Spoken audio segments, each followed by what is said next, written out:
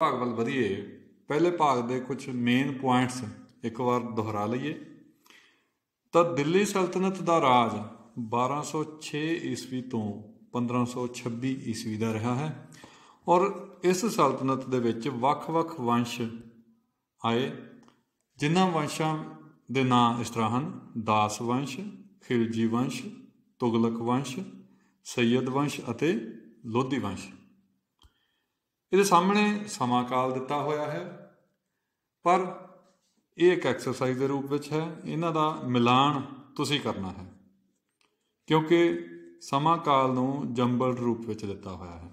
ਤਾਂ ਆਪਾਂ ਇਹਨਾਂ ਦਾ ਇੱਕ ਇੱਕ ਕਰਕੇ ਮਿਲਾਨ ਕਰਦੇ ਹਾਂ। ਸਭ ਤੋਂ ਪਹਿਲਾ ਵੰਸ਼ ਜਿਹੜਾ ਆਇਆ ਸੀ ਉਹ ਸੀ ਦਾਸ ਵੰਸ਼, ਅਤੇ ਉਸ ਦਾ ਸਮਾਂ ਕਾਲ ਸੀ 1206 ਈਸਵੀ ਤੋਂ 1290 ਈਸਵੀ। ਉਸ ਤੋਂ ਅਗਲਾ ਵੰਸ਼ ਦਿੱਲੀ ਸਲਤਨਤ ਦੇ ਵਿੱਚ ਜਿਹੜਾ ਆਉਂਦਾ ਹੈ ਉਹ ਹੈ ਖਿਲਜੀ ਵੰਸ਼। ਇਹਨਾਂ ਦਾ ਸਮਾਂ ਕਾਲ ਸੀ 1290 ਈਸਵੀ ਤੋਂ 1320 ਈਸਵੀ। ਉਸ ਤੋਂ ਅਗਲਾ ਵੰਸ਼ ਜਿਹੜਾ ਆਇਆ ਉਹ ਸੀ ਤੁਗਲਕ ਵੰਸ਼। ਉਹਨਾਂ ਦਾ ਸਮਾਂ ਕਾਲ ਸੀ 1320 ਈਸਵੀ ਤੋਂ 1414 ਈਸਵੀ। ਉਸ ਤੋਂ ਬਾਅਦ ਸਾਡੇ ਕੋਲ ਆਇਆ ਸੈਯਦ ਵੰਸ਼, ਜਿਨ੍ਹਾਂ ਦਾ ਸਮਾਂ ਕਾਲ ਰਿਹਾ 1414 ਈਸਵੀ ਤੋਂ 1451 ਈਸਵੀ। ਅਤੇ ਆਖਰੀ ਵੰਸ਼ ਦਿੱਲੀ ਸਲਤਨਤ ਦਾ ਲੋਧੀ ਵੰਸ਼, ਇਹਨਾਂ ਦਾ ਸਮਾਂ ਕਾਲ ਰਿਹਾ 1451 ਈਸਵੀ ਤੋਂ 1526 ਈਸਵੀ। ਦਿੱਲੀ ਸਲਤਨਤ ਦੇ ਇਹਨਾਂ ਸਾਰੇ ਵੰਸ਼ਾਂ ਦੇ ਕੁਝ ਪ੍ਰਮੁੱਖ ਸ਼ਾਸਕਾਂ ਦੇ ਨਾਂ ਤੁਹਾਡੇ ਸਾਹਮਣੇ ਸਕਰੀਨ ਦੇ ਉੱਪਰ ਲਿਖੇ ਹੋਏ ਹਨ। ਕੁਤਬਦੀਨ ਐਬਕ, ਇਲਤੁਤਮਿਸ਼, ਰਜ਼ੀਆ ਸੁਲਤਾਨ, ਬਲਬਨ, ਇਹ ਚਾਰੇ ਦਾਸ ਵੰਸ਼ ਨਾਲ ਸੰਬੰਧ ਰੱਖਦੇ ਸਨ। ਉਸ ਤੋਂ ਅੱਗੇ ਦੋ ਨਾਮ ਜਲਾਲੂਦੀਨ ਖਿਲਜੀ ਔਰ ਅਲਾਉਦੀਨ ਖਿਲਜੀ, ਇਹ ਦੋਨੋਂ ਖਿਲਜੀ ਸਲਤਨਤ ਜਾਂ ਖਿਲਜੀ ਵੰਸ਼ ਦੇ ਨਾਲ ਸੰਬੰਧ ਰੱਖਦੇ ਸਨ। ਉਸ ਤੋਂ ਅੱਗੇ ਸਾਡੇ ਕੋਲ ਨਾਮ ਹਨ ਮੁਹੰਮਦ ਬਿਨ ਤੁਗਲਕ ਔਰ ਫਿਰੋਜ਼ ਸ਼ਾਹ ਤੁਗਲਕ, ਇਹ ਦੋਨੋਂ ਤੁਗਲਕ ਵੰਸ਼ ਦੇ ਨਾਲ ਸੰਬੰਧ ਰੱਖਦੇ ਸਨ। ਉਸ ਤੋਂ ਬਾਅਦ ਇੱਕ ਨਾਮ ਹੈ ਖਿਜ਼ਰ ਖਾਂ, ਇਹ ਇੱਕ ਵੰਸ਼ ਨੇ ਬਹੁਤ ਥੋੜ੍ਹਾ ਜਿਹਾ ਸਮਾਂ ਰਾਜ ਕੀਤਾ ਸੀ। ਸੈਯਦ ਵੰਸ਼, ਖਿਜ਼ਰ ਖਾਂ ਉਸ ਵੰਸ਼ ਨਾਲ ਸੰਬੰਧ ਰੱਖਦਾ ਹੈ। ਔਰ ਲਾਸਟ ਵਾਲੇ ਤਿੰਨੋਂ ਨਾਮ ਬਹਿਲੋਲ ਲੋਧੀ, ਸਿਕੰਦਰ ਲੋਧੀ ਔਰ ਇਬਰਾਹਿਮ ਲੋਧੀ, ਲੋਧੀ ਵੰਸ਼ ਦੇ ਨਾਲ ਸੰਬੰਧ ਰੱਖਦੇ ਸਨ। ਹੋਰ ਵੀ ਸ਼ਾਸਕ ਇਹਨਾਂ ਵੰਸ਼ਾਂ ਦੇ ਅਲੱਗ-ਅਲੱਗ ਸਮੇਂ 'ਤੇ ਰਾਜ ਕਰਦੇ ਰਹੇ, ਪਰ ਉਹ ਸ਼ਾਸਕ ਕਮਜ਼ੋਰ ਸਨ ਜਾਂ ਜ਼ਿਆਦਾ ਇੰਪੋਰਟੈਂਟ ਨਹੀਂ ਹਨ। ਇਸ ਕਰਕੇ ਉਹਨਾਂ ਦੇ ਨਾਮ ਜਿਹੜੇ ਹੈ ਉਹ ਜਦੋਂ ਆਪਾਂ ਉਹਨਾਂ ਦੇ ਬਾਰੇ, ਵੰਸ਼ ਦੇ ਬਾਰੇ ਪੜ੍ਹਦੇ ਹਾਂ, ਉੱਥੇ ਆਪਾਂ ਜ਼ਰੂਰ ਪੜ੍ਹਾਂਗੇ। ਹੁਣ ਇਹਨਾਂ ਦੇ ਨਾਲ ਜੋ ਆਪਾਂ ਪਹਿਲੇ ਭਾਗ ਦੇ ਵਿੱਚ ਜੋ ਕੁਛ ਪੜ੍ਹਿਆ ਸੀ ਦਾਸ ਵੰਸ਼ ਦੇ ਬਾਰੇ, ਉਹਦੇ ਸੰਬੰਧ ਵਿੱਚ ਕੁਛ ਪ੍ਰਸ਼ਨ ਤੁਹਾਡੇ ਸਾਹਮਣੇ ਆ ਰਹੇ ਨੇ। ਤੁਸੀਂ ਇੱਕ ਇੱਕ ਕਰਕੇ ਉਹਨਾਂ ਦੇ ਉੱਤਰ ਦੇਣੇ ਹਨ ਜਾਂ ਆਪਣੇ ਦਿਮਾਗ ਵਿੱਚ ਸੋਚਣੇ ਹਨ। ਪਹਿਲਾ ਹੈ ਦਿੱਲੀ ਸਲਤਨਤ ਦਾ ਸਮਾਂ ਕਾਲ ਦੱਸੋ। ਅੱਜ ਵੀ ਮੈਂ ਤੁਹਾਨੂੰ ਸ਼ੁਰੂ ਦੇ ਵਿੱਚ ਦੱਸਿਆ ਦਿੱਲੀ ਸਲਤਨਤ ਦਾ ਸਮਾਂ ਕਾਲ 1206 ਈਸਵੀ ਤੋਂ 1526 ਈਸਵੀ ਤੱਕ, ਯਾਨੀ ਕਿ ਲਗਭਗ 320 ਸਾਲ ਦਿੱਲੀ ਸਲਤਨਤ ਦਾ ਜਿਹੜਾ ਇਹ ਰਾਜਕਾਲ ਰਿਹਾ ਹੈ। ਅਗਲਾ ਪ੍ਰਸ਼ਨ ਹੈ ਆਪਣੇ ਕੋਲ, ਦਿੱਲੀ ਸਲਤਨਤ ਦੇ ਸ਼ਾਸਨ ਕਾਲ ਦੌਰਾਨ ਕਿਹੜੇ ਵੰਸ਼ਾਂ ਨੇ ਰਾਜ ਕੀਤਾ? 6 ਵੰਸ਼ਾਂ ਨੇ ਰਾਜ ਕੀਤਾ ਸੀ। ਇੱਕ ਵੰਸ਼ ਬਾਰੇ ਆਪਾਂ ਪੜ੍ਹ ਵੀ ਚੁੱਕੇ ਹਾਂ। ਕਿਹੜੇ ਵੰਸ਼ ਸੀ? ਦਾਸ ਵੰਸ਼, ਖਿਲਜੀ ਵੰਸ਼, ਤੁਗਲਕ ਵੰਸ਼, ਸੈਯਦ ਵੰਸ਼, ਲੋਧੀ ਵੰਸ਼। ਨੰਬਰ 3, ਕੁਤਬ ਮੀਨਾਰ ਦਾ ਨਿਰਮਾਣ ਕਿਸ ਨੇ ਸ਼ੁਰੂ ਕਰਵਾਇਆ? ਕੁਤਬ ਮੀਨਾਰ, ਕੁਤਬ ਜਿਹੜਾ ਨਾਮ ਤੋਂ ਉਸ ਸ਼ਾਸਕ ਦਾ ਨਾਮ ਸ਼ੁਰੂ ਹੁੰਦਾ ਹੈ, ਕੁਤਬਦੀਨ ਐਬਕ। ਨੰਬਰ 4, ਰਜ਼ੀਆ ਸੁਲਤਾਨ ਕਿਸ ਦੀ ਪੁੱਤਰੀ ਸੀ? ਰਜ਼ੀਆ ਸੁਲਤਾਨ ਇਲਤੁਤਮਿਸ਼ ਦੀ ਪੁੱਤਰੀ ਸੀ, ਇਲਤੁਤਮਿਸ਼। ਪੰਜਵਾਂ ਕੁਐਸਚਨ ਹੈ, ਲਹੂ ਅਤੇ ਲੋਹੇ ਦੀ ਨੀਤੀ ਕਿਸ ਨੇ ਅਪਣਾਈ? ਲਹੂ ਅਤੇ ਲੋਹੇ ਦੀ ਨੀਤੀ ਗਿਆਸੁਦੀਨ ਬਲਬਨ ਨੇ, ਜਿਹੜਾ ਕਿ ਦਾਸ ਵੰਸ਼ ਦਾ ਆਖਰੀ ਤਾਕਤਵਰ ਸ਼ਾਸਕ ਸੀ। ਉਸਨੇ ਲਹੂ ਅਤੇ ਲੋਹੇ ਦੀ ਨੀਤੀ ਅਪਣਾਈ ਸੀ। ਨੈਕਸਟ ਐਕਸਰਸਾਈਜ਼ ਆਪਣੇ ਕੋਲ ਹੈ ਖਾਲੀ ਥਾਂ ਭਰੋ। ਪਹਿਲਾ ਹੈ ਸੁਲਤਾਨ ਸ਼ਬਦ ਦਾ ਅਰਥ ਹੈ ਡੈਸ਼, ਸੁਲਤਾਨ ਸ਼ਾਸਕ, ਇਸ ਨੂੰ ਆਪਾਂ ਰਾਜਾ ਵੀ ਕਹਿ ਦਿੰਦੇ ਹਾਂ। ਦੂਸਰਾ ਹੈ ਆਪਣੇ ਕੋਲ ਸਲਤਨਤ ਅਤੇ ਸੁਲਤਾਨ ਸ਼ਬਦ ਡੈਸ਼ ਭਾਸ਼ਾ ਤੋਂ ਲਏ ਗਏ ਹਨ। ਸਲਤਨਤ ਅਤੇ ਸੁਲਤਾਨ ਸ਼ਬਦ ਡੈਸ਼ ਭਾਸ਼ਾ ਤੋਂ ਲਏ ਗਏ ਹਨ। ਕਿਹੜੀ ਭਾਸ਼ਾ ਤੋਂ ਲਏ ਆ ਇਹ? ਅਰਬੀ ਭਾਸ਼ਾ ਤੋਂ ਲਏ ਗਏ ਹਨ। ਜਿਵੇਂ ਸੁਲਤਾਨ ਦਾ ਅਰਥ ਸੀਗਾ ਸ਼ਾਸਕ ਅਤੇ ਸਲਤਨਤ ਰਾਜ ਜਾਂ ਸ਼ਾਸਨ। ਨੰਬਰ 3, ਇਲਤੁਤਮਿਸ਼ ਕੁਤਬਉਦੀਨ ਐਬਕ ਦਾ ਡੈਸ਼ ਸੀ। ਇਲਤੁਤਮਿਸ਼ ਕੁਤਬਉਦੀਨ ਐਬਕ ਦਾ ਦਾਸ ਸੀ। ਨੰਬਰ 4, ਇਲਤੁਤਮਿਸ਼ ਡੈਸ਼ ਈਸਵੀ ਵਿੱਚ ਦਿੱਲੀ ਦਾ ਸੁਲਤਾਨ ਬਣਿਆ। ਇਲਤੁਤਮਿਸ਼ ਕਦੋਂ ਬਣਿਆ ਦਿੱਲੀ ਦਾ ਸੁਲਤਾਨ? 1211 ਈਸਵੀ ਜਾਂ 1211 ਈਸਵੀ ਵਿੱਚ। ਨੰਬਰ 5 ਹੈ ਗਿਆਸੁਦੀਨ ਬਲਬਨ ਦਾ ਸ਼ਾਸਨ ਕਾਲ ਡੈਸ਼ ਈਸਵੀ ਤੋਂ ਡੈਸ਼ ਈਸਵੀ ਤੱਕ ਸੀ। ਗਿਆਸੁਦੀਨ ਬਲਬਨ 1266 ਈਸਵੀ ਤੋਂ 1286 ਈਸਵੀ ਤੱਕ, ਯਾਨੀ ਕਿ ਉਹਨੇ 20 ਸਾਲ ਰਾਜ ਕੀਤਾ। ਗਿਆਸੁਦੀਨ ਬਲਬਨ ਨੇ ਮੰਗੋਲਾਂ 'ਤੇ ਕਾਬੂ ਪਾਉਣ ਦੇ ਲਈ ਡੈਸ਼ ਅਤੇ ਡੈਸ਼ ਦੀ ਨੀਤੀ ਅਪਣਾਈ। ਮੰਗੋਲਾਂ 'ਤੇ ਕਾਬੂ ਪਾਉਣ ਲਈ ਲਹੂ ਅਤੇ ਲੋਹੇ ਦੀ ਨੀਤੀ ਅਪਣਾਈ। ਲਹੂ ਅਤੇ ਲੋਹਾ, ਇਹ ਨੀਤੀ ਉਹਨੇ ਮੰਗੋਲਾਂ ਦੇ ਉੱਪਰ ਕਾਬੂ ਪਾਉਣ ਲਈ ਇਸ ਕਰਕੇ ਅਪਣਾਈ ਸੀ ਕਿਉਂਕਿ ਮੰਗੋਲ ਭਾਰਤ ਉੱਪਰ ਵਾਰ-ਵਾਰ ਹਮਲੇ ਕਰਦੇ ਰਹਿੰਦੇ ਸਨ ਔਰ ਉਹ ਬਹੁਤ ਹੀ ਜ਼ਾਲਮ ਹਮਲਾਵਰ ਸਨ, ਕਿਉਂਕਿ ਉਹਨਾਂ ਦੇ ਰਸਤੇ ਵਿੱਚ ਜੋ ਵੀ ਆਉਂਦਾ ਸੀ ਉਹਨੂੰ ਉਹ ਜਾਨੋਂ ਮਾਰ ਮੁਕਾਉਂਦੇ ਸਨ। ਇਸ ਕਰਕੇ ਉਹਨਾਂ ਦਾ ਟਾਕਰਾ ਕਰਨ ਵਾਸਤੇ ਓਨੀ ਹੀ ਸ਼ਕਤੀਸ਼ਾਲੀ ਨੀਤੀ ਅਪਣਾਉਣ ਦੀ ਲੋੜ ਸੀ, ਉਹਨਾਂ ਨੂੰ ਵੀ ਸਖਤ ਸਜ਼ਾਵਾਂ ਦੇਣ ਦੀ ਲੋੜ ਸੀ। ਇਸ ਲਈ ਬਲਬਨ ਨੇ ਉਹਨਾਂ 'ਤੇ ਕਾਬੂ ਪਾਉਣ ਲਈ ਲਹੂ ਅਤੇ ਲੋਹੇ ਦੀ ਨੀਤੀ ਅਪਣਾਈ। ਸਹੀ ਗਲਤ ਦੱਸੋ। ਇਲਤੁਤਮਿਸ਼ ਕੁਤਬਉਦੀਨ ਐਬਕ ਦਾ ਪੁੱਤਰ ਸੀ। ਇਲਤੁਤਮਿਸ਼, ਇਹ ਸਹੀ ਹੈ ਜਾਂ ਗਲਤ ਹੈ? ਗਲਤ ਹੈ, ਕਿਉਂਕਿ ਇਲਤੁਤਮਿਸ਼ ਤਾਂ ਕੁਤਬਉਦੀਨ ਐਬਕ ਦਾ ਦਾਸ ਸੀ। ਨੰਬਰ 2, ਕੁਤਬਉਦੀਨ ਐਬਕ ਨੇ ਇਲਤੁਤਮਿਸ਼ ਨੂੰ ਅਮੀਰ ਏ ਸ਼ਿਕਾਰ ਦੇ ਅਹੁਦੇ 'ਤੇ ਨਿਯੁਕਤ ਕੀਤਾ। ਅਮੀਰ ਏ ਸ਼ਿਕਾਰ ਬਿਲਕੁਲ ਸਹੀ ਹੈ। ਨੰਬਰ 3, ਰਜ਼ੀਆ ਸੁਲਤਾਨ ਇਲਤੁਤਮਿਸ਼ ਦੀ ਪੁੱਤਰੀ ਸੀ। ਸਹੀ। ਨੰਬਰ 4, ਰਜ਼ੀਆ ਸੁਲਤਾਨ ਦੀ ਹੱਤਿਆ ਦਾ ਕਾਰਨ ਉਸ ਸਮੇਂ ਦੀ ਮਰਦ ਪ੍ਰਧਾਨ ਸੋਚ ਸੀ ਕਿਉਂਕਿ ਉਸਦੇ ਦਰਬਾਰ ਦੇ ਅਮੀਰ ਅਤੇ ਫੌਜੀ ਅਧਿਕਾਰੀ ਇੱਕ ਔਰਤ ਦੇ ਅਧੀਨ ਰਹਿਣਾ ਪਸੰਦ ਨਹੀਂ ਕਰਦੇ ਸਨ। ਸਹੀ। ਨੰਬਰ 5, ਬਲਬਨ ਨੇ ਮੰਗੋਲਾਂ ਦੇ ਵਿਰੁੱਧ ਲਹੂ ਅਤੇ ਲੋਹੇ ਦੀ ਨੀਤੀ ਅਪਣਾਈ। ਸਹੀ। ਤਾਂ ਇਹ ਸੀ ਰੀਕੈਪਚੁਲੇਸ਼ਨ ਪਹਿਲੇ ਭਾਗ ਦੀ। ਹੁਣ ਆਪਾਂ ਦੂਸਰੇ ਭਾਗ ਵੱਲ ਵੱਧਦੇ ਹਾਂ। ਤਾਂ ਦਾਸ ਵੰਸ਼ ਤੋਂ ਅਗਲਾ ਵੰਸ਼ ਜਿਹੜਾ ਸਾਡੇ ਕੋਲ ਆਉਂਦਾ ਹੈ ਉਹ ਹੈ ਖਿਲਜੀ ਵੰਸ਼, ਜਿਹਦੇ ਪ੍ਰਮੁੱਖ ਸ਼ਾਸਕ 2 ਹੋਏ ਨੇ, ਜਲਾਲੂਦੀਨ ਖਿਲਜੀ ਔਰ ਅਲਾਉਦੀਨ ਖਿਲਜੀ। ਇਹਨਾਂ ਤੋਂ ਇਲਾਵਾ ਜਿਹੜੇ ਸ਼ਾਸਕ ਹੋਏ ਆ ਉਹਨਾਂ ਦੇ ਨਾਮ ਨੀਚੇ ਲਿਖੇ ਹੋਏ ਨੇ। ਸ਼ਹਾਬੂਦੀਨ ਖਿਲਜੀ, ਉਮਰ ਖਿਲਜੀ, ਮੁਬਾਰਕ ਸ਼ਾਹ ਖਿਲਜੀ, ਨਸਰੂਦੀਨ ਖੁਸਰੋ ਸ਼ਾਹ ਖਿਲਜੀ। ਹੁਣ ਆਪਾਂ ਪ੍ਰਮੁੱਖ ਸ਼ਾਸਕਾਂ ਦੇ ਬਾਰੇ ਇੱਕ ਇੱਕ ਕਰਕੇ ਪੜ੍ਹਾਂਗੇ। ਤਾਂ ਖਿਲਜੀ ਵੰਸ਼ ਦਾ ਪਹਿਲਾ ਪ੍ਰਮੁੱਖ ਸ਼ਾਸਕ ਜਿਹੜਾ ਸੀ ਉਹ ਸੀ ਜਲਾਲੂਦੀਨ ਖਿਲਜੀ। ਤਾਂ ਬੱਚੋ ਦਾਸ ਵੰਸ਼ ਦੇ ਬਾਰੇ ਆਪਾਂ ਪੜ੍ਹਿਆ ਸੀ ਕਿ ਦਾਸ ਵੰਸ਼ ਦਾ ਆਖਰੀ ਸ਼ਕਤੀਸ਼ਾਲੀ ਸ਼ਾਸਕ ਜਿਹੜਾ ਉਹ ਸੀ ਗਿਆਸੁਦੀਨ ਬਲਬਨ। ਗਿਆਸੁਦੀਨ ਬਲਬਨ ਦੀ ਮੌਤ 1286 ਈਸਵੀ ਵਿੱਚ ਹੋ ਗਈ ਸੀ।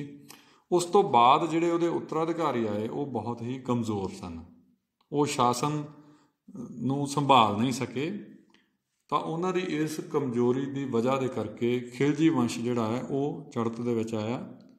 ਜਲਾਲੂਦੀਨ ਖਿਲਜੀ ਜਿਹੜਾ ਪਹਿਲਾਂ ਉਹਨਾਂ ਦੀ ਫੌਜ ਵਿੱਚ ਹੀ ਜਰਨੈਲ ਸੀ, ਉਹਨੇ ਜਦੋਂ ਇੱਕ ਗੈਪ ਦੇਖਿਆ ਸ਼ਾਸਨ ਕਾਲ ਦੇ ਵਿੱਚ ਤਾਂ ਉਸਨੇ ਇਸ ਦਾ ਫਾਇਦਾ ਉਠਾਇਆ ਅਤੇ ਦਾਸ ਵੰਸ਼ ਦੇ ਆਖਰੀ ਰਾਜੇ ਨੂੰ ਮਾਰ ਕੇ ਉਹ ਖੁਦ ਦਿੱਲੀ ਦਾ ਸੁਲਤਾਨ ਬਣ ਕੇ ਬੈਠ ਗਿਆ। ਇਹ ਗੱਲ ਹੈ 1290 ਈਸਵੀ ਦੀ, ਯਾਨੀ ਕਿ 1286 ਈਸਵੀ ਵਿੱਚ ਗਿਆਸੁਦੀਨ ਬਲਬਨ ਦੀ ਮੌਤ ਹੁੰਦੀ ਹੈ। ਉਸ ਤੋਂ ਸਿਰਫ 4 ਸਾਲ ਬਾਅਦ ਹੀ ਉਹ ਇਹ ਜਿਹੜਾ ਦਾਸ ਵੰਸ਼ ਖਤਮ ਹੋ ਜਾਂਦਾ ਅਤੇ ਖਿਲਜੀ ਵੰਸ਼ ਜਿਹੜਾ ਉਹ ਸਟਾਰਟ ਹੋ ਜਾਂਦਾ। ਤਾਂ ਜਲਾਲੂਦੀਨ ਖਿਲਜੀ ਜਿਹੜਾ ਹੈ ਇਸ ਤਰ੍ਹਾਂ ਖਿਲਜੀ ਵੰਸ਼ ਦਾ ਸੰਸਥਾਪਕ ਸੀ ਜਾਂ ਸਭ ਤੋਂ ਪਹਿਲਾ ਸ਼ਾਸਕ ਹੋਇਆ। ਪਰ ਜਲਾਲੂਦੀਨ ਖਿਲਜੀ ਦਾ ਰਸਤਾ ਵੀ ਕੋਈ ਬਹੁਤਾ ਸੌਖਾ ਨਹੀਂ ਸੀ। ਉਸਨੂੰ ਵੀ ਆਪਣੇ ਦਰਬਾਰ ਦੇ ਅਮੀਰਾਂ ਦਾ ਵਿਰੋਧ ਸਹਿਣਾ ਪਿਆ ਅਤੇ ਬਹੁਤ ਸਾਰੀਆਂ ਸਾਜ਼ਿਸ਼ਾਂ ਉਸ ਦੇ ਖਿਲਾਫ ਰਚੀਆਂ ਗਈਆਂ। ਇਹਦਾ ਇੱਕ ਕਾਰਨ ਇਹ ਸੀ ਕਿ ਦਾਸ ਵੰਸ਼ ਦੇ ਜਿੰਨੇ ਵੀ ਸ਼ਾਸਕ ਹੋਏ ਹਨ ਇਹ ਸਾਰੇ ਤੁਰਕੀ ਸਨ, ਤੁਰਕ ਤੋਂ ਆਏ ਹੋਏ ਸਨ। ਤਾਂ ਇਹਨਾਂ ਦੇ ਦਰਬਾਰ ਦੇ ਜਿਹੜੇ ਅਮੀਰ ਸੀ ਜਾਂ ਜਿਹੜੇ ਨਵਾਬ ਸੀ ਉਸ ਸਮੇਂ ਦੇ, ਉਹ ਸਾਰੇ ਲੋਕ ਵੀ ਤੁਰਕ ਸਨ। ਜਲਾਲੂਦੀਨ ਖਿਲਜੀ ਜਾਂ ਇਹ ਕਹੀਏ ਕਿ ਖਿਲਜੀ ਜਿਹੜਾ ਖਾਨਦਾਨ ਸੀ ਇਹ ਵੀ ਬੇਸਿਕਲੀ ਤੁਰਕੀ ਸੀ, ਪਰ ਇਹ ਤੁਰਕੀ ਤੋਂ ਭਾਰਤ ਆਉਣ ਤੋਂ ਪਹਿਲਾਂ ਸੰਨ ਵਿੱਚ ਅਫਗਾਨਿਸਤਾਨ ਦੇ ਵਿੱਚ ਕਾਫੀ ਸਮਾਂ ਰਹੇ ਸਨ। ਇਸ ਕਰਕੇ ਅਮੀਰ ਜਿਹੜੇ ਤੁਰਕੀ ਸੀਗੇ ਭਾਰਤ ਦੇ ਵਿੱਚ ਉਸ ਵੇਲੇ, ਉਹ ਇਹ ਸਮਝਦੇ ਸਨ ਕਿ ਇਹ ਜਲਾਲੂਦੀਨ ਖਿਲਜੀ ਸਾਡੇ ਖਾਨਦਾਨ ਵਿੱਚ ਤੁਰਕੀ ਨਹੀਂ ਹੈ, ਇਹ ਤਾਂ ਕੋਈ ਹੋਰ ਬੰਦਾ, ਇਹ ਤਾਂ ਅਫਗਾਨੀ ਹੈ। ਇਸ ਕਰਕੇ ਉਹ ਇਹਨੂੰ ਚੰਗਾ ਨਹੀਂ ਸਮਝਦੇ ਸਨ। ਦੂਸਰੀ ਗੱਲ ਇਹ ਸੀ ਕਿ ਜਲਾਲੂਦੀਨ ਖਿਲਜੀ ਦੀ ਉਮਰ ਵੀ ਕਾਫੀ ਹੋ ਚੁੱਕੀ ਸੀ, ਲਗਭਗ 70 ਸਾਲ ਦੀ ਉਮਰ ਸੀ ਉਸ ਸਮੇਂ ਦੀ। ਤਾਂ ਇਹਦੇ ਸੁਭਾਅ ਦੇ ਵਿੱਚ ਵੀ ਨਰਮੀ ਸੀ। ਤਾਂ ਉਹਨਾਂ ਨੂੰ ਇਸ ਕਰਕੇ ਇਹ ਰਾਜੇ ਦੇ ਤੌਰ 'ਤੇ ਜਲਾਲੂਦੀਨ ਖਿਲਜੀ ਕੋਈ ਵਧੀਆ ਨਹੀਂ ਸੀ ਲੱਗਦਾ। ਇਸ ਕਰਕੇ ਉਹਨਾਂ ਨੇ ਇਸ ਦੇ ਖਿਲਾਫ ਸਾਜ਼ਿਸ਼ਾਂ ਕਰਨੀਆਂ ਸ਼ੁਰੂ ਕਰ ਦਿੱਤੀਆਂ। ਤਾਂ ਇਸ ਦਾ ਨਤੀਜਾ ਇਹ ਹੋਇਆ ਕਿ 1296 ਈਸਵੀ ਵਿੱਚ ਅਲਾਊਦੀਨ ਖਿਲਜੀ, ਜਿਹੜਾ ਕਿ ਜਲਾਲੂਦੀਨ ਖਿਲਜੀ ਦਾ ਭਤੀਜਾ ਹੀ ਸੀ, ਉਸੇ ਨੇ ਹੀ ਆਪਣੇ ਚਾਚੇ ਦਾ ਯਾਨੀ ਕਿ ਜਲਾਲੂਦੀਨ ਖਿਲਜੀ ਦਾ ਕਤਲ ਕਰ ਦਿੱਤਾ ਅਤੇ ਰਾਜਗੱਦੀ ਉਸ ਤੋਂ ਹਥਿਆ ਲਈ। ਅਤੇ ਇਹਦੇ ਨਾਲ ਹੀ ਜਲਾਲੂਦੀਨ ਖਿਲਜੀ ਜਿਹੜਾ ਉਹ ਸਿਰਫ 6 ਸਾਲ ਰਾਜ ਕਰਕੇ ਹੀ ਉਸ ਦਾ ਅੰਤ ਹੋ ਗਿਆ। ਹੁਣ ਆਪਾਂ ਕੁਝ ਪ੍ਰਸ਼ਨ ਜਲਾਲੂਦੀਨ ਖਿਲਜੀ ਬਾਰੇ ਕਰ ਲਈਏ। ਪਹਿਲਾ ਪ੍ਰਸ਼ਨ ਹੈ, ਦਾਸ ਵੰਸ਼ ਦਾ ਆਖਰੀ ਸ਼ਕਤੀਸ਼ਾਲੀ ਸੁਲਤਾਨ ਕੌਣ ਸੀ? ਦਾਸ ਵੰਸ਼ ਦਾ ਆਖਰੀ ਸ਼ਕਤੀਸ਼ਾਲੀ ਸੁਲਤਾਨ ਗਿਆਸੁਦੀਨ ਬਲਬਨ। ਗਿਆਸਉਦੀਨ ਬਲਬਨ। ਦੂਸਰਾ ਪ੍ਰਸ਼ਨ, ਦਾਸ ਵੰਸ਼ ਦਾ ਪਤਨ ਕਿਉਂ ਹੋਇਆ? ਗਿਆਸੁਦੀਨ ਬਲਬਨ ਦੇ ਉੱਤਰਾਧਿਕਾਰੀ ਬਹੁਤ ਕਮਜ਼ੋਰ ਸ਼ਾਸਕ ਸਨ। ਇਸ ਕਮਜ਼ੋਰੀ ਦਾ ਫਾਇਦਾ ਉਠਾ ਕੇ ਜਲਾਲੂਦੀਨ ਖਿਲਜੀ ਨੇ ਬਲਬਨ ਦੀ ਮੌਤ ਦੇ 4 ਸਾਲ ਬਾਅਦ ਹੀ ਦਿੱਲੀ ਦੇ ਸਿੰਘਾਸਨ 'ਤੇ ਕਬਜ਼ਾ ਕਰ ਲਿਆ ਅਤੇ ਇਸ ਵਜ੍ਹਾ ਕਰਕੇ ਦਾਸ ਵੰਸ਼ ਦਾ ਪਤਨ ਹੋ ਗਿਆ। ਨੰਬਰ 3, ਜਲਾਲੂਦੀਨ ਖਿਲਜੀ ਕਦੋਂ ਸੁਲਤਾਨ ਬਣਿਆ? 1290 ਈਸਵੀ ਵਿੱਚ। ਜਲਾਲੂਦੀਨ ਖਿਲਜੀ ਦੀ ਮੌਤ ਕਿਵੇਂ ਹੋਈ? ਉਸਨੂੰ ਅਲਾਊਦੀਨ ਖਿਲਜੀ ਨੇ ਕਤਲ ਕਰ ਦਿੱਤਾ ਸੀ। ਜਲਾਲੂਦੀਨ ਖਿਲਜੀ ਦੇ ਸ਼ਾਸਨ ਦੌਰਾਨ ਦਰਬਾਰ ਸਾਜ਼ਿਸ਼ਾਂ ਦਾ ਸਥਾਨ ਕਿਉਂ ਬਣ ਗਿਆ ਸੀ? ਸ਼ਾਹੀ ਦਰਬਾਰ ਦੇ ਤੁਰਕ ਅਮੀਰ ਜਲਾਲੂਦੀਨ ਨੂੰ ਚੰਗਾ ਨਹੀਂ ਸਮਝਦੇ ਸਨ, ਜਿਸ ਕਾਰਨ ਉਹ ਹਮੇਸ਼ਾ ਉਸ ਦੇ ਵਿਰੁੱਧ ਗੋਂਦਾਂ ਗੁੰਦਦੇ ਰਹਿੰਦੇ ਸਨ। ਅੱਗੇ ਹੈ ਸਹੀ ਗਲਤ ਦੱਸੋ। ਨੰਬਰ 1, ਜਲਾਲੂਦੀਨ ਖਿਲਜੀ ਭਾਰਤ ਵਿੱਚ ਖਿਲਜੀ ਰਾਜ ਦਾ ਸੰਸਥਾਪਕ ਸੀ। ਸਹੀ। ਦੂਸਰਾ, ਜਲਾਲੂਦੀਨ ਖਿਲਜੀ ਦੇ ਸ਼ਾਸਨ ਦੌਰਾਨ ਦਰਬਾਰ ਸਾਜ਼ਿਸ਼ਾਂ ਦਾ ਸਥਾਨ ਬਣ ਗਿਆ ਸੀ। ਸਹੀ। ਤੀਸਰਾ, ਅਲਾਊਦੀਨ ਖਿਲਜੀ ਜਲਾਲੂਦੀਨ ਖਿਲਜੀ ਦਾ ਪੁੱਤਰ ਸੀ। ਗਲਤ। ਅਲਾਊਦੀਨ ਖਿਲਜੀ ਜਲਾਲੂਦੀਨ ਖਿਲਜੀ ਦਾ ਭਤੀਜਾ ਸੀ। ਨੰਬਰ 4, ਜਲਾਲੂਦੀਨ ਖਿਲਜੀ 1296 ਈਸਵੀ ਵਿੱਚ ਰਾਜਗੱਦੀ 'ਤੇ ਬੈਠਿਆ। ਗਲਤ। ਉਹ 1290 ਈਸਵੀ ਵਿੱਚ ਰਾਜਗੱਦੀ 'ਤੇ ਬੈਠਿਆ ਸੀ। ਨੰਬਰ 5, ਜਲਾਲੂਦੀਨ ਖਿਲਜੀ ਨੇ 1290 ਈਸਵੀ ਤੋਂ 1296 ਈਸਵੀ ਤੱਕ ਰਾਜ ਕੀਤਾ। ਸਹੀ। ਨੰਬਰ 6, ਜਲਾਲੂਦੀਨ ਖਿਲਜੀ ਨੇ ਅਲਾਊਦੀਨ ਖਿਲਜੀ ਦਾ ਕਤਲ ਕਰ ਦਿੱਤਾ। ਗਲਤ। ਇਹ ਇਸ ਤੋਂ ਉਲਟ ਹੋਇਆ ਸੀ। ਅਲਾਊਦੀਨ ਖਿਲਜੀ ਨੇ ਜਲਾਲੂਦੀਨ ਖਿਲਜੀ ਦਾ ਕਤਲ ਕੀਤਾ ਸੀ। ਹੁਣ ਆਪਾਂ ਪੜ੍ਹਾਂਗੇ ਅਲਾਊਦੀਨ ਖਿਲਜੀ ਦੇ ਬਾਰੇ ਵਿੱਚ। ਅਲਾਊਦੀਨ ਖਿਲਜੀ ਬਹੁਤ ਹੀ ਪ੍ਰਸਿੱਧ ਸ਼ਾਸਕ ਹੋਇਆ। ਨਾ ਸਿਰਫ ਦਿੱਲੀ ਸਲਤਨਤ ਦਾ ਬਲਕਿ ਭਾਰਤ ਦੇ ਪ੍ਰਸਿੱਧ ਸ਼ਾਸਕਾਂ ਵਿੱਚੋਂ, ਪ੍ਰਸਿੱਧ ਔਰ ਜ਼ਾਲਿਮ ਸ਼ਾਸਕਾਂ ਵਿੱਚੋਂ ਉਸ ਦਾ ਨਾਮ ਆਉਂਦਾ ਹੈ। ਤਾਂ ਅਲਾਊਦੀਨ ਖਿਲਜੀ ਦਾ ਜਿਹੜਾ ਸ਼ਾਸਨ ਕਾਲ ਹੈ ਇਹ 1296 ਈਸਵੀ ਤੋਂ 1316 ਈਸਵੀ ਤੱਕ ਚੱਲਿਆ। ਅਲਾਊਦੀਨ ਖਿਲਜੀ ਬਹੁਤ ਹੀ ਇਸ ਦਾ ਅਰਮਾਨ ਸੀ ਕਿ ਮੈਂ ਪੂਰੇ ਭਾਰਤ ਨੂੰ ਆਪਣੀ ਮੁੱਠੀ ਵਿੱਚ ਕਰ ਲਾਂ। ਤਾਂ ਇਹ ਪੂਰੇ ਭਾਰਤ ਵਿੱਚ ਇੱਕ ਸਾਮਰਾਜ ਕਾਇਮ ਕਰਨਾ ਚਾਹੁੰਦਾ ਸੀ। ਇਸ ਕਰਕੇ ਇਸ ਨੇ ਬਹੁਤ ਥੋੜ੍ਹੇ ਸਮੇਂ ਵਿੱਚ ਹੀ ਭਾਰਤ ਦੇ ਬਹੁਤ ਸਾਰੇ ਇਲਾਕਿਆਂ ਦੇ ਉੱਪਰ ਕਬਜ਼ਾ ਕਰ ਲਿਆ ਸੀ। ਤਾਂ 1296 ਈਸਵੀ ਵਿੱਚ ਇਹਨੇ ਆਪਣੇ ਚਾਚੇ ਜਲਾਲੂਦੀਨ ਖਿਲਜੀ ਨੂੰ ਕਤਲ ਕਰਕੇ ਰਾਜਗੱਦੀ ਹਥਿਆਈ ਸੀ ਅਤੇ ਉਸ ਤੋਂ 3 ਸਾਲ ਬਾਅਦ ਹੀ 1299 ਈਸਵੀ ਵਿੱਚ ਇਹਨੇ ਗੁਜਰਾਤ ਦੇ ਉੱਪਰ ਵੀ ਜਿੱਤ ਪ੍ਰਾਪਤ ਕਰ ਲਈ ਸੀ। ਉਸ ਤੋਂ 2 ਸਾਲਾਂ ਬਾਅਦ 1301 ਈਸਵੀ ਜਾਂ 1301 ਈਸਵੀ ਵਿੱਚ ਇਸਨੇ ਰਣਥੰਭੋਰ 'ਤੇ ਅਧਿਕਾਰ ਕਰ ਲਿਆ ਔਰ ਉਸ ਤੋਂ 2 ਸਾਲ ਬਾਅਦ 1303 ਈਸਵੀ ਵਿੱਚ ਚਿੱਤੌੜ ਦੇ ਉੱਤੇ ਵੀ ਕਬਜ਼ਾ ਕਰ ਲਿਆ ਸੀ।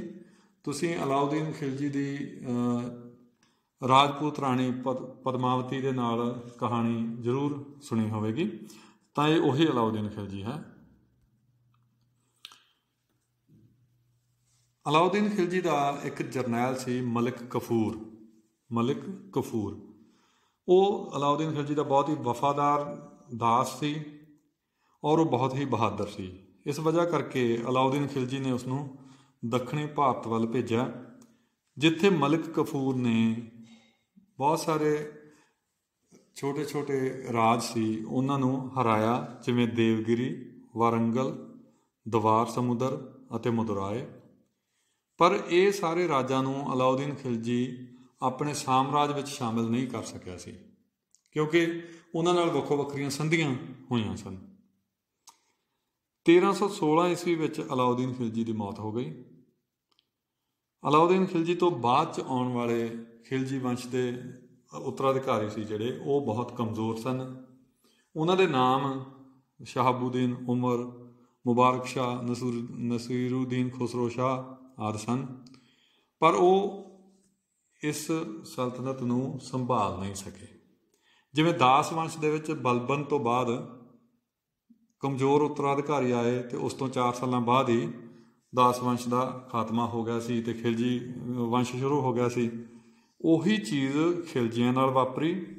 ਜਦੋਂ ਅਲਾਉਦੀਨ ਖਿਲਜੀ ਤੋਂ ਬਾਅਦ ਦੇ ਕਮਜ਼ੋਰ ਸ਼ਾਸਕ ਸ਼ਾਸਨ ਕਾਲ ਨੂੰ ਸੰਭਾਲ ਨਾ ਸਕੇ, ਜਗ੍ਹਾ ਜਗ੍ਹਾ 'ਤੇ ਬਗਾਵਤਾਂ ਹੋਣ ਲੱਗ ਪਈਆਂ ਅਤੇ ਠੀਕ 4 ਸਾਲ ਬਾਅਦ 1316 ਈਸਵੀ ਵਿੱਚ ਅਲਾਉਦੀਨ ਖਿਲਜੀ ਦੀ ਮੌਤ ਹੋਈ। ਉਸ ਤੋਂ ਠੀਕ 4 ਸਾਲ ਬਾਅਦ 1320 ਈਸਵੀ ਵਿੱਚ ਹੀ ਗਾਜ਼ੀ ਤੁਗਲਕ ਜਾਂ ਗਿਆਸੁਦੀਨ ਤੁਗਲਕ ਨੇ ਖਿਲਜੀ ਖਾਨਦਾਨ ਦੇ ਆਖਰੀ ਚਿਰਾਗ ਖੁਸਰੋ ਸ਼ਾਹ ਜਾਂ ਨਸੀਰੂਦੀਨ ਖੁਸਰੋ ਸ਼ਾਹ ਸੀ ਜਿਹੜਾ, ਉਹਨੂੰ ਹਰਾ ਕੇ ਖਿਲਜੀ ਵੰਸ਼ ਦਾ ਅੰਤ ਕਰ ਦਿੱਤਾ। ਅਲਾਉਦੀਨ ਖਿਲਜੀ ਨੇ ਆਪਣੇ ਕਾਰਜਕਾਲ ਦੇ ਦੌਰਾਨ ਕੁਝ ਸੁਧਾਰ ਵੀ ਕੀਤੇ, ਉਹਨਾਂ ਦੀ ਚਰਚਾ ਵੀ ਆਪਾਂ ਜ਼ਰੂਰ ਕਰਾਂਗੇ। ਤਾਂ ਉਸਦੇ ਸੁਧਾਰਾਂ ਨੂੰ 2 ਹਿੱਸਿਆਂ ਵਿੱਚ ਵੰਡਿਆ ਗਿਆ ਹੈ। ਖੱਬੇ ਹੱਥ ਤੁਸੀਂ ਦੇਖ ਰਹੇ ਹੋ ਆਰਥਿਕ ਸੁਧਾਰ ਔਰ ਸੱਜੇ ਹੱਥ ਸੈਨਿਕ ਸੁਧਾਰ। ਪਹਿਲਾਂ ਆਪਾਂ ਆਰਥਿਕ ਸੁਧਾਰਾਂ ਦੀ ਗੱਲ ਕਰਦੇ ਹਾਂ। ਅਲਾਉਦੀਨ ਖਿਲਜੀ ਨੇ ਦੇਸ਼ ਦੀ ਅਰਥ ਵਿਵਸਥਾ ਨੂੰ ਸੁਧਾਰਨ ਲਈ ਅਤੇ ਲੋਕਾਂ ਨੂੰ ਸਹੂਲਤਾਂ, ਆਮ ਲੋਕਾਂ ਨੂੰ ਸਹੂਲਤ ਦੇਣ ਵਾਸਤੇ ਜ਼ਰੂਰੀ ਚੀਜ਼ਾਂ ਦੀਆਂ ਕੀਮਤਾਂ ਨਿਸ਼ਚਿਤ ਕੀਤੀਆਂ। ਜਿਵੇਂ ਅੱਜ ਵੀ ਆਪਾਂ ਦੇਖਦੇ ਹਾਂ ਕਿ ਗਰੀਬ ਲੋਕਾਂ ਨੂੰ ਜਾਂ ਆਮ ਲੋਕਾਂ ਨੂੰ ਵੀ ਲੋੜ ਦੀਆਂ ਚੀਜ਼ਾਂ, ਜਿਵੇਂ ਰਾਸ਼ਨ ਹੁੰਦਾ ਹੈ, ਤਾਂ ਉਹਦੇ ਭਾਅ ਜਿਹੜੇ ਸਰਕਾਰ ਦੁਆਰਾ ਨਿਸ਼ਚਿਤ ਕੀਤੇ ਜਾਂਦੇ ਆ। ਇਸ ਚੀਜ਼ ਦੀ ਸ਼ੁਰੂਆਤ ਅਲਾਉਦੀਨ ਖਿਲਜੀ ਨੇ ਹੀ ਕੀਤੀ ਸੀ। ਇਸ ਵਾਸਤੇ ਉਸਨੇ ਮੰਡੀ ਅਫਸਰ ਵੀ ਰੱਖੇ ਸਨ, ਜਿਹੜੇ ਇਸ ਗੱਲ 'ਤੇ ਨਿਗਾਹ ਰੱਖਦੇ ਸਨ ਕਿ ਕੋਈ ਵੀ ਦੁਕਾਨਦਾਰ ਜਾਂ ਕੋਈ ਵਪਾਰੀ ਇਹ ਲਾਜ਼ਮੀ ਜਿਹੜੀਆਂ ਜ਼ਰੂਰੀ ਚੀਜ਼ਾਂ ਹੈ, ਜਿਹੜੀਆਂ ਬੇਸਿਕ ਨੀਡਸ ਨੂੰ ਪੂਰੀਆਂ ਕਰਨ ਵਾਲੀਆਂ ਚੀਜ਼ਾਂ, ਖਾਸ ਤੌਰ 'ਤੇ ਜਿਵੇਂ ਅਨਾਜ ਹੁੰਦਾ ਹੈ ਜਾਂ ਮਸਾਲੇ ਹੈ ਜਾਂ ਕੱਪੜਾ, ਇਹ ਚੀਜ਼ਾਂ ਦੀ ਕੀਮਤ ਜਿਹੜੀ ਹੈ ਉਹ ਲੋਕਾਂ ਤੋਂ ਨਜਾਇਜ਼ ਤਾਂ ਨਹੀਂ ਲੈ ਰਹੇ। ਤਾਂ ਜੇ ਕੋਈ ਕੁਤਾਹੀ ਕਰਦਾ ਸੀ ਇਸ ਕੰਮ ਵਿੱਚ ਤਾਂ ਉਸਨੂੰ ਬਹੁਤ ਹੀ ਸਖਤ ਸਜ਼ਾਵਾਂ ਦਿੱਤੀਆਂ ਜਾਂਦੀਆਂ ਸਨ। ਉਦਾਹਰਨ ਵਜੋਂ ਜੇ ਕੋਈ ਵਪਾਰੀ ਜਾਂ ਦੁਕਾਨਦਾਰ ਕੀਮਤ ਵੱਧ ਵਸੂਲ ਕਰਦਾ ਸੀ ਤਾਂ ਉਸਨੂੰ ਕੋੜੇ ਮਾਰਨ ਦੀ ਸਜ਼ਾ ਦਿੱਤੀ ਜਾਂਦੀ ਸੀ। ਜਿੰਨੇ ਉਹਨੇ ਪੈਸੇ ਵੱਧ ਲਏ ਹੁੰਦੇ ਸਨ ਉਨੇ ਹੀ ਉਹਨੂੰ ਕੋੜੇ ਲਗਾਏ ਜਾਂਦੇ ਸਨ। ਇਸੇ ਤਰੀਕੇ ਨਾਲ ਜੇ ਕੋਈ ਘੱਟ ਤੋਲਦਾ ਸੀ, ਜੇ ਕੋਈ ਦੁਕਾਨਦਾਰ ਘੱਟ ਤੋਲਦਾ ਸੀ ਤਾਂ ਉਹ ਜਿੰਨਾ ਉਹਨੇ ਘੱਟ ਤੋਲਿਆ ਹੁੰਦਾ ਸੀ ਓਨਾ ਹੀ ਉਸਦੇ ਸਰੀਰ ਦਾ ਮਾਸ ਨੋਚ ਲਿਆ ਜਾਂਦਾ ਸੀ, ਕੱਟ ਲਿਆ ਜਾਂਦਾ ਸੀ। ਤਾਂ ਇੰਨੀਆਂ ਸਖਤ ਸਜ਼ਾਵਾਂ ਜਿਹੜੀਆਂ ਸੀ ਉਹ ਦੇਣ ਕਰਕੇ ਹੀ ਜਿਹੜੇ ਵਪਾਰੀ ਅਤੇ ਦੁਕਾਨਦਾਰ ਜਿਹੜੇ ਸੀਗੇ ਉਹ ਲੋਕਾਂ ਨਾਲ ਸਹੀ ਵਿਹਾਰ ਕਰਦੇ ਸੀ, ਉਹ ਸਹੀ ਕੀਮਤਾਂ ਦੇ ਉੱਪਰ ਚੀਜ਼ਾਂ ਵੇਚਦੇ ਸਨ। ਇਹ ਸਨ ਇਸ ਦੇ ਆਰਥਿਕ ਸੁਧਾਰ। ਇਸੇ ਤਰੀਕੇ ਨਾਲ ਅਲਾਉਦੀਨ ਖਿਲਜੀ ਨੇ ਸੈਨਿਕ ਸੁਧਾਰ ਵੀ ਕੀਤੇ। ਸੈਨਿਕ ਸੁਧਾਰਾਂ ਵਿੱਚ ਸਭ ਤੋਂ ਪਹਿਲਾਂ ਇਹਦਾ ਸੁਧਾਰ ਸੀ ਸੈਨਿਕਾਂ ਦੇ ਹੁਲੀਏ ਲਿਖਣਾ, ਕਿਉਂਕਿ ਪਹਿਲਾਂ ਸੈਨਾ ਦੇ ਵਿੱਚ ਬਹੁਤ ਸਾਰੇ ਸੈਨਿਕਾਂ ਦੀ ਲੋੜ ਪੈਂਦੀ ਸੀ ਤਾਂ ਰਾਜੇ ਮਹਾਰਾਜਾ ਨੂੰ ਪਤਾ ਹੀ ਨਹੀਂ ਸੀ ਚੱਲਦਾ ਕਿ ਉਹਨਾਂ ਦੇ ਸੈਨਿਕ ਕਿੰਨੇ ਹਨ ਅਤੇ ਕਿਹੜੇ ਕਿਹੜੇ ਉਹਨਾਂ ਦੇ ਸੈਨਿਕ ਹੈ ਅਤੇ ਕਿਹੜੇ ਹੋਰ ਕਿਸੇ ਜਗ੍ਹਾ ਤੋਂ ਆ ਕੇ ਉਹਨਾਂ ਦੀ ਸੈਨਾ ਵਿੱਚ ਰਲ ਗਏ। ਇਸ ਕਰਕੇ ਉਹਨਾਂ ਨੇ ਸੈਨਿਕਾਂ ਦੇ ਹੁਲੀਏ ਲਿਖਣਾ ਸ਼ੁਰੂ ਕੀਤਾ ਤਾਂ ਕਿ ਉਹਨਾਂ ਨੂੰ ਪਤਾ ਰਹੇ ਕਿ ਕੋਈ ਜਿਹੜਾ ਵਿਅਕਤੀ ਜਿਹੜਾ ਉਹਨਾਂ ਦੀ ਸੈਨਾ ਦੇ ਵਿੱਚ ਆ ਰਿਹਾ ਹੈ ਕਿ ਉਹ ਵਾਕਈ ਉਹਨਾਂ ਦੀ ਸੈਨਾ ਦਾ ਹੀ ਮੈਂਬਰ ਹੈ। ਇਸੇ ਤਰੀਕੇ ਨਾਲ ਘੋੜਿਆਂ ਨੂੰ ਵੀ ਦਾਗਿਆ ਜਾਂਦਾ ਸੀ। ਘੋੜੇ ਨੂੰ ਦਾਗਣ ਦਾ ਮਤਲਬ ਇਹ ਹੁੰਦਾ ਹੈ ਵੀ ਘੋੜੇ ਦੇ ਉੱਪਰ ਕੋਈ ਨਿਸ਼ਾਨ ਲਗਾ ਦੇਣਾ। ਦਾਗਣਾ ਦਾ ਭਾਵ ਹੁੰਦਾ ਹੈ ਗਰਮ ਗਰਮ ਚੀਜ਼ ਨੂੰ ਸਰੀਰ ਦੇ ਉੱਤੇ ਲਾ ਕੇ ਉਹਨਾਂ ਮਾਸ ਸਾੜ ਦੇਣਾ। ਤਾਂ ਉਹ ਘੋੜਿਆਂ ਦੇ ਉੱਪਰ ਜਿਹੜਾ ਹੈ ਇਹ ਨਿਸ਼ਾਨ ਜਿਹੜਾ ਸ਼ਾਹੀ ਨਿਸ਼ਾਨ ਹੁੰਦਾ ਸੀ ਉਸ ਖਿਲਜੀ ਵੰਸ਼ ਦਾ, ਉਸ ਨਿਸ਼ਾਨ ਨੂੰ ਉਹ ਘੋੜੇ ਦੇ ਸਰੀਰ ਦੇ ਉੱਪਰ ਜਿਹੜਾ ਸੀ ਉਹ ਦਾਗ ਕੇ ਉਹਦਾ ਨਿਸ਼ਾਨ ਪੱਕਾ ਕਰ ਦਿੱਤਾ ਜਾਂਦਾ ਸੀ ਤਾਂ ਕਿ ਇਹ ਪਤਾ ਚੱਲੇ ਕਿ ਇਹ ਘੋੜਾ ਕਿਸ ਦਾ ਹੈ। ਇਸ ਤੋਂ ਇਲਾਵਾ ਆਪਣੀ ਸੈਨਾ ਨੂੰ ਆਪਣੇ ਨਾਲ ਜੋੜੀ ਰੱਖਣ ਵਾਸਤੇ ਅਲਾਉਦੀਨ ਖਿਲਜੀ ਨੇ ਨਕਦ ਤਨਖਾਹ ਦੇਣੀ ਸ਼ੁਰੂ ਕੀਤੀ। ਇਸ ਤੋਂ ਪਹਿਲਾਂ ਸੈਨਿਕਾਂ ਨੂੰ ਸਿਰਫ ਜਦੋਂ ਕਿਤੇ ਹਮਲਾ ਹੁੰਦਾ ਸੀ ਉਹਦੇ ਵਿੱਚ ਜਿਹੜੀ ਲੁੱਟਮਾਰ ਹੁੰਦੀ ਸੀ ਉਹਦੇ ਵਿੱਚੋਂ ਹੀ ਹਿੱਸਾ ਮਿਲਿਆ ਕਰਦਾ ਸੀ, ਤਨਖਾਹ ਨਹੀਂ ਸੀ ਦਿੱਤੀ ਜਾਂਦੀ ਬਕਾਇਦਾ। ਤਾਂ ਇਹ ਅਲਾਉਦੀਨ ਖਿਲਜੀ ਸੀ ਜਿਸ ਨੇ ਸੈਨਿਕਾਂ ਨੂੰ ਨਕਦ ਤਨਖਾਹ ਦੇਣਾ ਸ਼ੁਰੂ ਕੀਤਾ।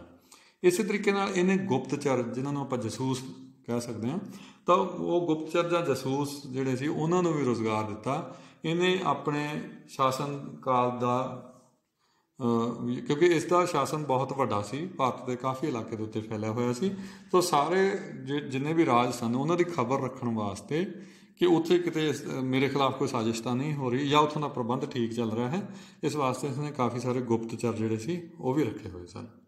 ਤਾਂ ਇਹ ਸਨ ਅਲਾਉਦੀਨ ਖਿਲਜੀ ਦੇ ਸੁਧਾਰ, ਆਰਥਿਕ ਸੁਧਾਰ ਅਤੇ ਸੈਨਿਕ ਸੁਧਾਰ। ਹੁਣ ਕੁਝ ਪ੍ਰਸ਼ਨ ਅਲਾਉਦੀਨ ਖਿਲਜੀ ਦੇ ਬਾਰੇ। ਨੰਬਰ 1, ਭਾਰਤ ਵਿੱਚ ਖਿਲਜੀ ਵੰਸ਼ ਦੀ ਨੀਂਹ ਕਿਸ ਨੇ ਰੱਖੀ? ਖਿਲਜੀ ਵੰਸ਼ ਦੀ ਨੀਂਹ ਕਿਸ ਨੇ ਰੱਖੀ? ਜਲਾਲੁਦੀਨ ਖਿਲਜੀ ਨੇ। ਨੰਬਰ 2, ਜਲਾਲੁਦੀਨ ਖਿਲਜੀ ਨੂੰ ਕਿਸ ਨੇ ਕਤਲ ਕੀਤਾ? ਜਲਾਲੁਦੀਨ ਖਿਲਜੀ ਨੂੰ ਕਿਸ ਨੇ ਕਤਲ ਕੀਤਾ? ਅਲਾਉਦੀਨ ਖਿਲਜੀ ਨੇ। ਨੰਬਰ 3, ਜਲਾਲੁਦੀਨ ਖਿਲਜੀ ਦਾ ਸ਼ਾਸਨ ਕਾਲ ਕਦੋਂ ਤੋਂ ਕਦੋਂ ਤੱਕ ਸੀ? ਜਲਾਲੁਦੀਨ ਖਿਲਜੀ ਦਾ ਸ਼ਾਸਨ ਕਾਲ ਕਦੋਂ ਤੋਂ ਕਦੋਂ ਤੱਕ ਸੀ?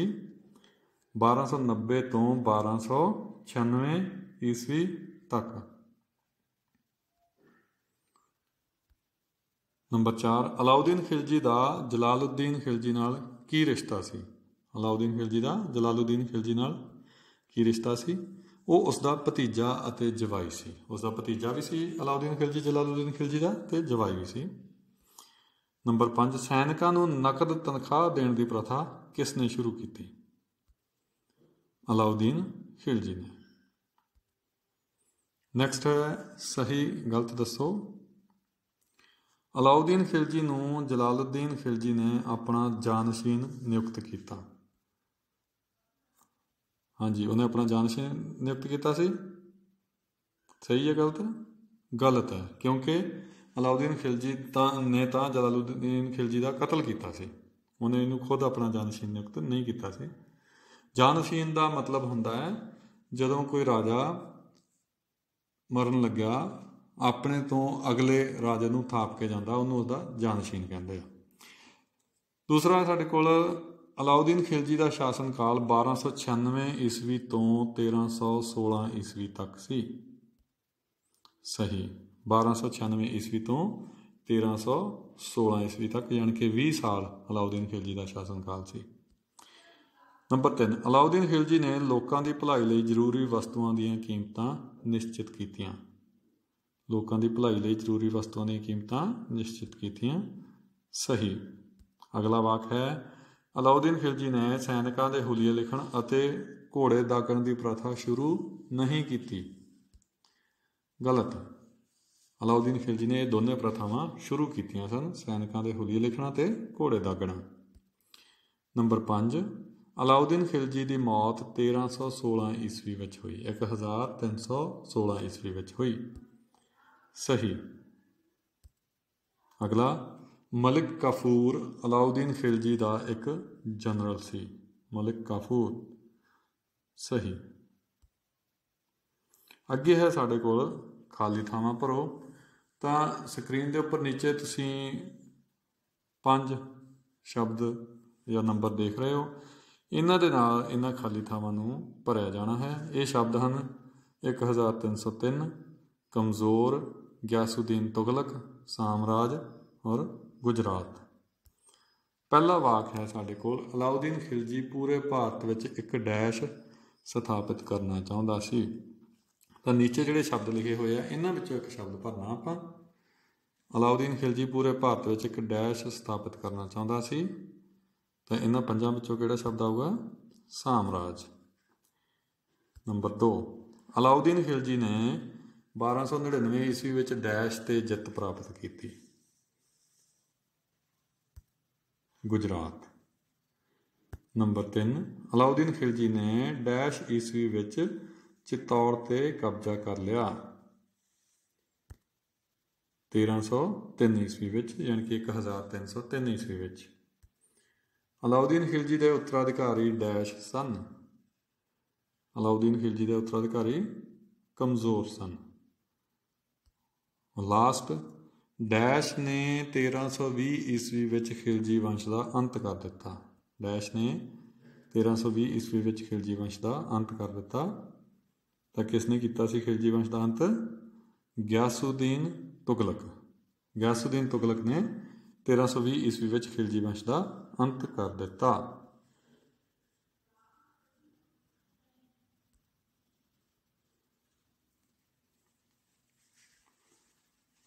ਖਿਲਜੀ ਵੰਸ਼ ਦਾ ਅੰਤ ਕਰ ਦਿੱਤਾ। ਅਗਲੀ ਐਕਸਰਸਾਈਜ਼, ਪ੍ਰਸ਼ਨਾਂ ਦੇ ਉੱਤਰ ਦਿਓ। ਪ੍ਰਸ਼ਨ ਨੰਬਰ 1, ਕਿਸੇ ਦੋ ਵਿਦੇਸ਼ੀ ਯਾਤਰੀਆਂ ਦੇ ਨਾਂ ਦੱਸੋ ਜੋ ਦਿੱਲੀ ਸਲਤਨਤ ਦੇ ਦੌਰਾਨ ਭਾਰਤ ਆਏ। ਕੋਈ ਦੋ ਵਿਦੇਸ਼ੀ ਯਾਤਰੀ, ਇਬਨ ਬਤੂਤਾ ਅਤੇ ਮਾਰਕੋ ਪੋਲੋ।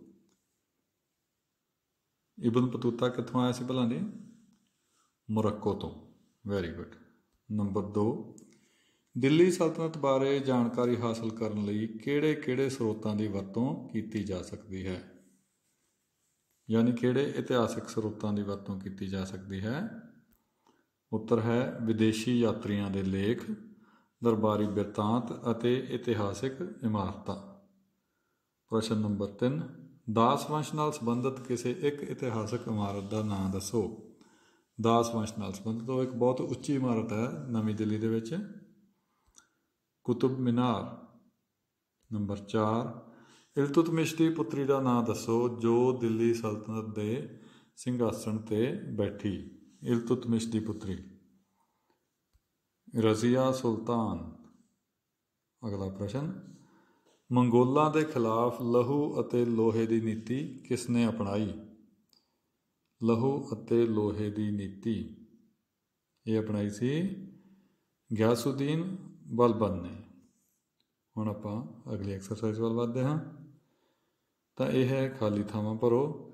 ਤੁਹਾਡੇ ਸਾਹਮਣੇ ਸਕਰੀਨ ਦੇ ਉੱਤੇ ਇੱਕ ਵਾਰੀ ਫੇਰ 5 ਸ਼ਬਦ ਜਾਂ ਨੰਬਰ ਲਿਖੇ ਹੋਏ ਹਨ ਸਕਰੀਨ ਦੇ ਹੇਠਾਂ ਕਰਕੇ। ਜਿਹੜੀਆਂ ਖਾਲੀ ਥਾਵਾਂ ਆਉਣਗੀਆਂ ਇਹਨਾਂ ਵਿੱਚੋਂ ਹੀ ਕੋਈ ਨਾ ਕੋਈ ਸ਼ਬਦ ਜਾਂ ਨੰਬਰ ਉਸ ਖਾਲੀ ਥਾਂ ਵਿੱਚ ਤੁਸੀਂ ਭਰਨਾ ਹੈ। ਤਾਂ ਪਹਿਲੀ ਖਾਲੀ ਥਾਂ ਹੈ ਆਪਣੇ ਕੋਲ, ਕੁਤਬੁਦੀਨ ਐਬਕ ਡੈਸ਼ ਦਾ ਸੰਸਥਾਪਕ ਸੀ।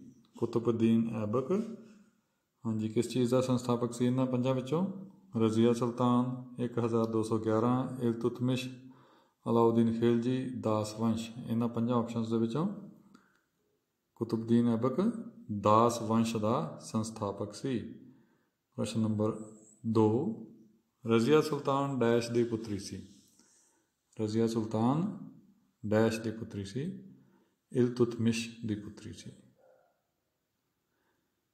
ਨੰਬਰ 3, ਇਲਤੁਤਮਿਸ਼ ਡੈਸ਼ ਈਸਵੀ ਵਿੱਚ ਸ਼ਾਸਕ ਬਣਿਆ। ਇਲਤੁਤਮਿਸ਼ ਡੈਸ਼ ਈਸਵੀ ਵਿੱਚ ਸ਼ਾਸਕ ਬਣਿਆ। 1211 ਜਾਂ 1211 ਈਸਵੀ ਵਿੱਚ ਸ਼ਾਸਕ ਬਣਿਆ। ਨੰਬਰ 4, ਇਲਤੁਤਮਿਸ਼ ਨੇ ਡੈਸ਼ ਨੂੰ ਆਪਣਾ ਉੱਤਰਾਧਿਕਾਰੀ ਚੁਣਿਆ।